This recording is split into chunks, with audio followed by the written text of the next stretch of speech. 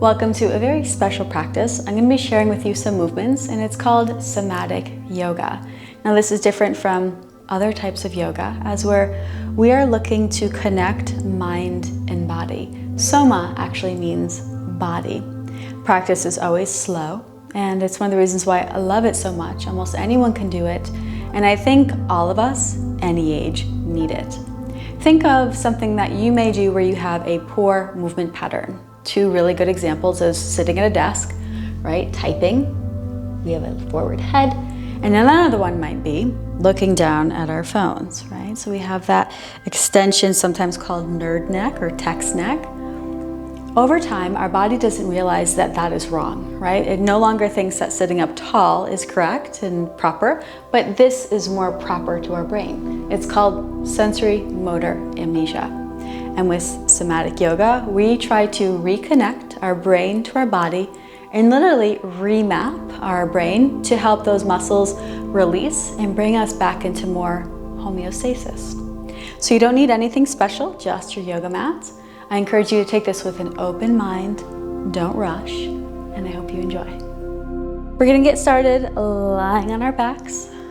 Bring your feet as wide as the mat and let your knees tent into each other.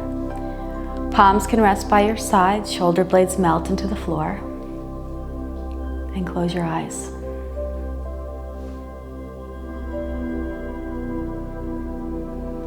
Just take a moment to center yourself. We want to keep our mind very sharp for our practice. We want our body to be relaxed, open, and receptive. Take a breath in and gently sigh it out.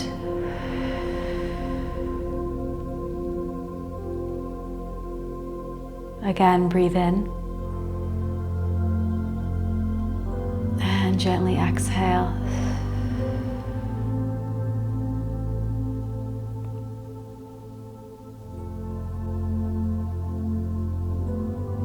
And open your eyes.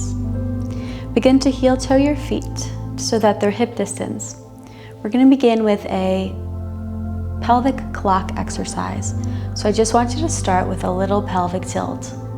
Inhale, press the tailbone into the ground and feel an arch in the spine, so as if I'm lifting my navel towards the ceiling. Exhale, the back flattens. Don't lift off the ground, just flatten the back to the floor. Inhale, arch. And exhale, flatten.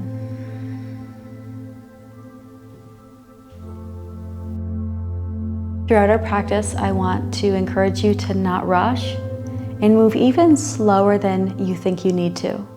Exhale, flatten. Inhale, arch. So if this is our pelvic tilt and we're working our way into a clock exercise, I want you to imagine you have a clock right across the pelvis here. And as we move back and forth, the exhale, the back presses into the ground, and that represents 12 o'clock. On the inhale, arch, and the tailbone represents 6 o'clock. So in your mind's eye, just continue to breathe and move back and forth between 12, feeling the contraction, and 6 o'clock. Inhale, feeling the contraction through the back body. Couple more rounds. Exhale, flattening to 12. Inhale to 6. Come back to neutral. Let everything soften. Our hip bones will be represented on the clock by 3 and 9. So I want you to just gently begin to shift over to one side, pressing into 9. And then center, tilting to 3. So I don't want you to do a big, long swing. I want you to focus on ever so slightly tilting. So one hip is on the ground, one hip is just slightly lifted. Feet are firmly on the floor. Release to neutral. And over to the other side. As you make your tilts, focus on that lifting hip and pointing the knee up towards the ceiling rather than falling to the side. Give me one more round back and forth, slowly.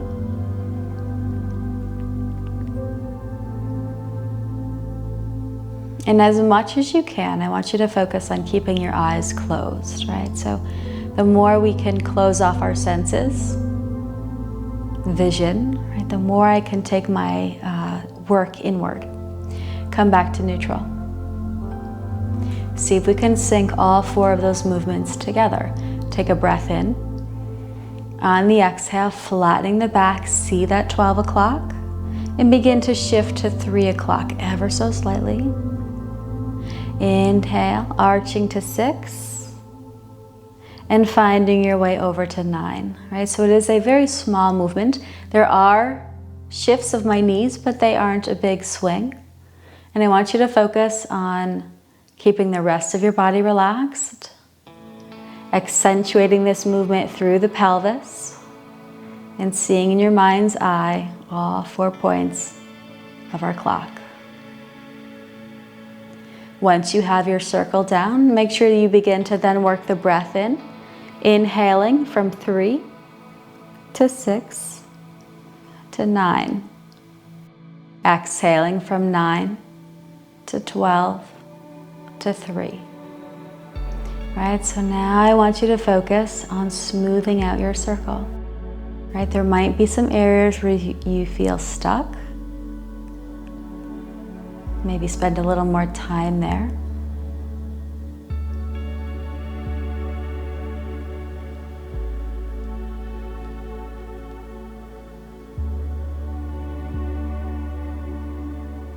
Take one more circle in this direction. I also see this kind of like a dime rolling on its axis.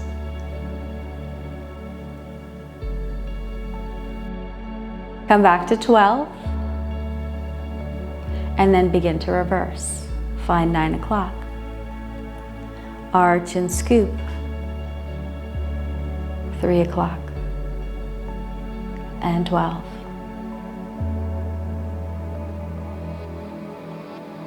Challenge yourself to come to that end range. And can you find all points of your circle? Beginning to smooth it out.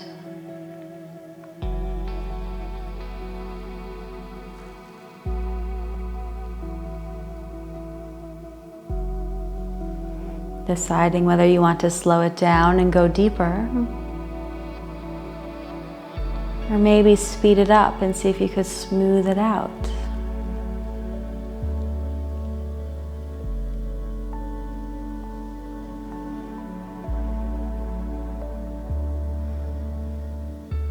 One more circle.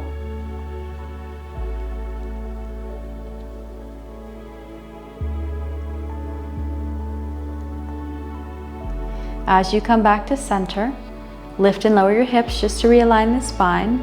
Walk your feet as wide as the mat and tent the knees in together.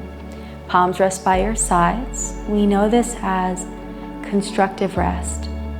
Right? So coming into stillness and integration between movements. If you feel a gentle tingling or a little buzzing sensation in your body, sometimes this is referred to as the somatic hum. It's said to be the neural pathways from the brain reconnecting back to your body.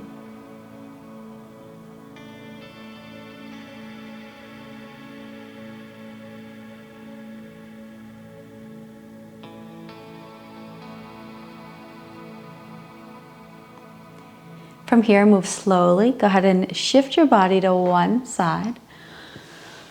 As you roll your way up, we're going to transition right onto the belly.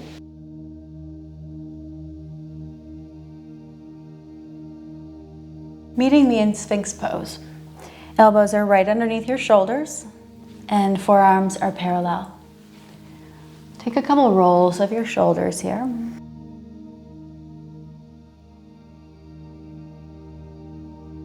Shoulders pull down your back and gently drag the elbows towards you.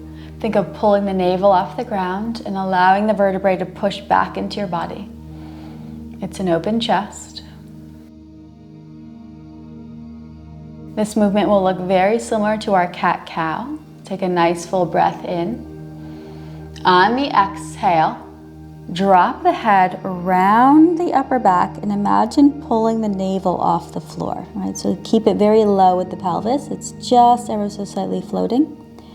And on the inhale, belly drops, open up the chest. So as if you were trying to mimic what feels like a cat-cow movement from Sphinx. Down with the head and begin to curl and round up. And inhaling. Remember to move slow and don't rush. I actually had 2 pops and cracks in my neck as I was moving. Exhale in, look in with your eyes, upper back, feel, pause. And down, open up. Right, our movements aren't hard, but they are awkward. Chin in, rounding curl. And up. Let's take one more full round, nice and slow. Inhale, open the heart. Right, drag the elbows towards you. Squeeze your shoulder blades into your back. Exhale, round. Think of drawing the navel off the floor as you broaden the upper back.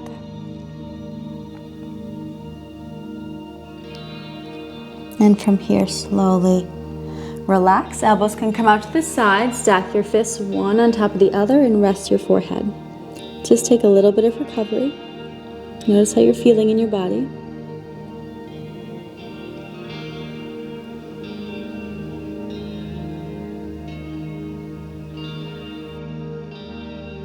Hands come underneath your shoulders, press up and back.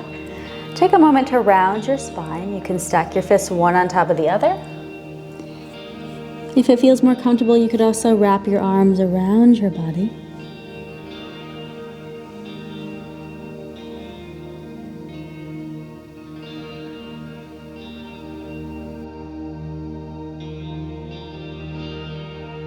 Reach your hands out in front of you and rock your way up into a table position.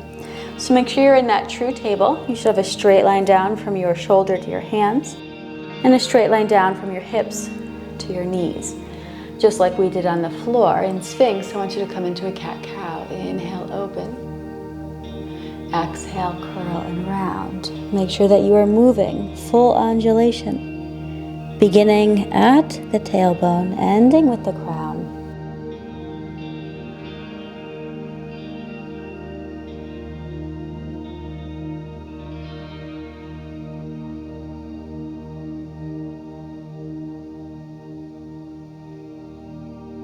But I'm going to see if I can challenge you to break the movement pattern, and I promise it will feel awkward. Let's begin in a cow pose. So in your own time, go ahead and meet me there. Cow pose, the belly drops, the tailbone lifts, the heart is open, right? My shoulder blades are squeezing together. From here, I want you to see if you can keep the shoulder blades squeezing together, and then take your bookends, right? We're going to take our tailbone and our head and try to create what's cat pose, right? So keeping that belly dropping, head comes in, and begin to try to curl the tailbone under while squeezing the shoulder blades together in a cow pose, right? So I'm doing half cat, half cow. That should feel very awkward and very challenging. Inhale, release. Take a couple rounds of cat-cow. Again, just moving in a different movement pattern, challenging the mind. Let's see if we can take that same expression this time from a cat pose. Curling the tailbone under, letting the head completely relax. So right now I am pressing the ground away, shoulder blades are separated. See if you could begin to keep the head and tail the same as you begin to sink the shoulder blades together, right? So I'm trying to create what feels like cow in my shoulders, but feel a cat in my head and in my tail. I feel a burning sensation between the shoulders and through the back of the neck. Good, release, inhale, cow. Exhale, as you round up into your cat pose, lift off the ground. I want you to come to a kneeling position. Really important here, because a lot of people do this wrong. I want you to keep the curl and round of the tailbone. Take the back of the right hand, right? So I'm just pressing, I'm not pulling on the wrist. Lean your hips to the right, pull your hands to the left just to stretch the low back. Inhale to come up, keep that tailbone curled under. Now the back of the left hand with the right as you pull. So I'm pulling the hips left, reaching the hand to the right.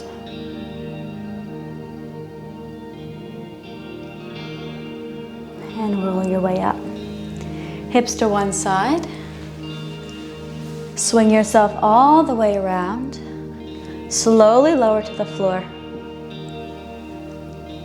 Constructive rest. Feet as wide as the mat. Knees tent in. Shoulder blades melt into the floor. Feel. What's coming up for you? Where do you feel this?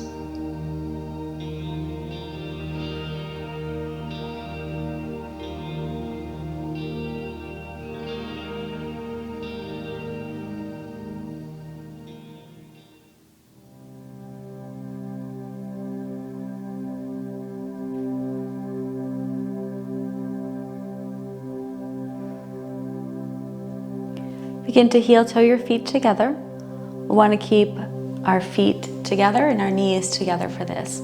Arms out to the side. And just begin with a gentle windshield of the knees. And let your head just move organically. Typically, my head will look to the opposite direction of the knees.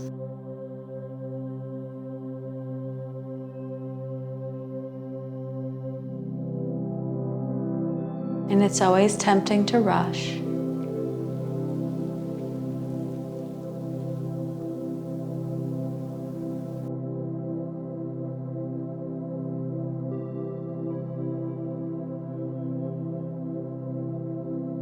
And getting ready to add the arms in. Palms will face the ceiling. And continue to rock with the knees together.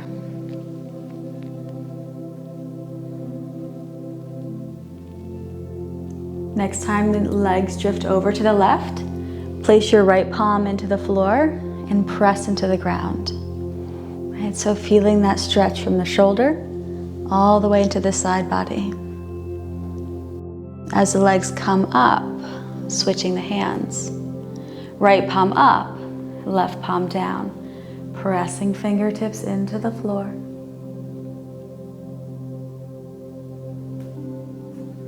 Inhale, center. Exhale, switching the hand.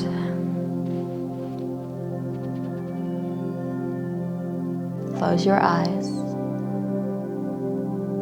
and feel. Feel as if you are unraveling your body.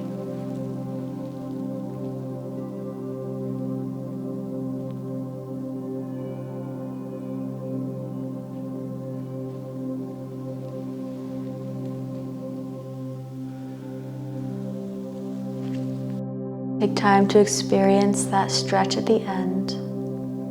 Pause and hold.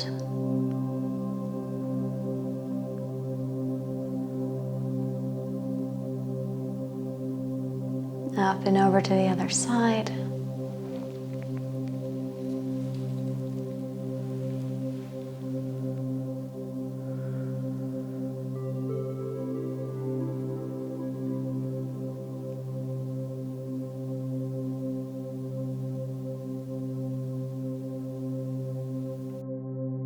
And find your way back to center. Lift and lower your hips. You can come back into that same position that looks like constructive rest. Palms to your sides, knees are tented.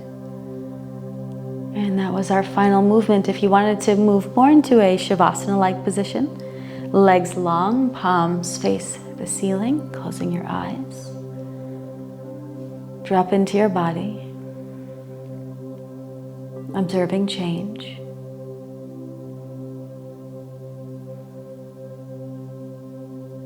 And letting everything go.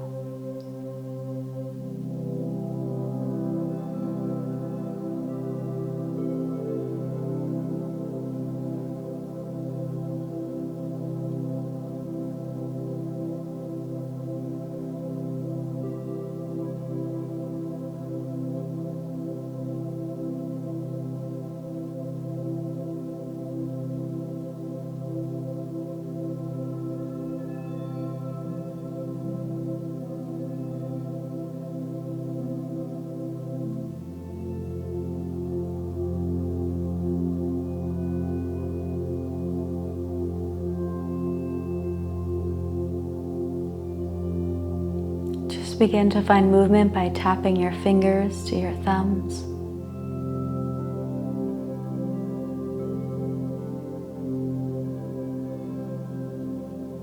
And gently letting the head rock from side to side.